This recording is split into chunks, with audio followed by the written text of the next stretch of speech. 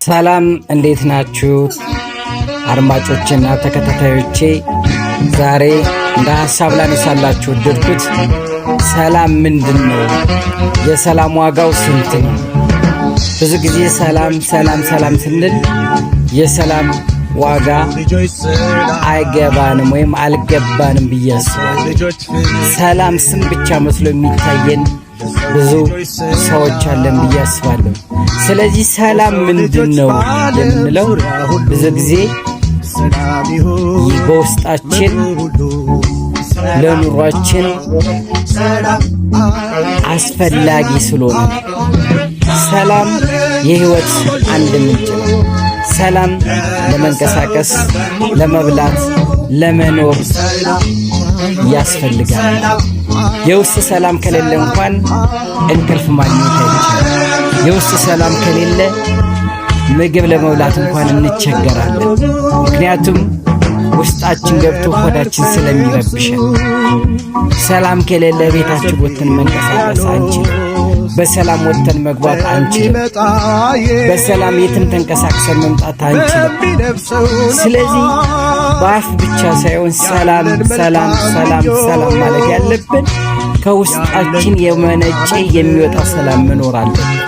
እንደገና ደግሞ ከውጭ የወጣ ብቻ ሳይሆን በተግባር የምናሳየው፣ በእጃችን ሰርተን የምናሳየው፣ በተግባር ተግብረን አውርደን የምናሳየው ሰላም መኖር አለበት። ሰላም ስላለን ብቻ ለውጥ ሰላምማ ሰውም እየተጠራበት ነው። የግል ስሙ አድርጎ የውል ስሙ አድርጎ እየተጠራበት ነው። ስለዚህ ሰላም ብቻ ሳይሆን በተግባር ነው።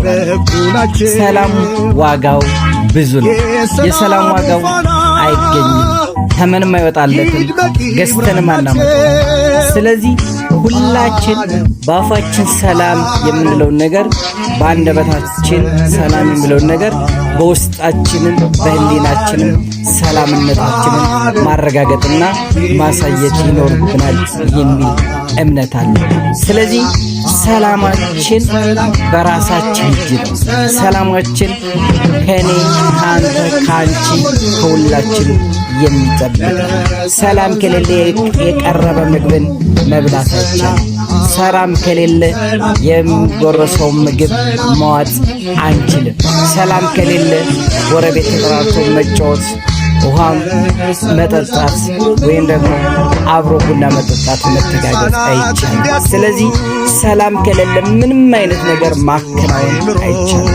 ስለዚህ በሰላም በፍቅር በአንድነት ለመኖር ከሁላችንም ሰላም የሚጠበቅ እንጂ በአንድ ሰው በግለሰቦች ወይም ደግሞ በተወሰኑ ቡድኖች የሚመጣ ባለመሆኑ ለሰላም ከልብና ከውስጣችን ከሊናችን ሰላምን ዋጋው ብዙ እንደሆነ አውቀን ሁላችንም ለሰላም እጃችን መዘርጋት፣ ለሰላም ቁርጠኛ መሆን፣ ለሰላም በጋራ መነሳትና ፈጣሪን መለመን ያስፈልጋል።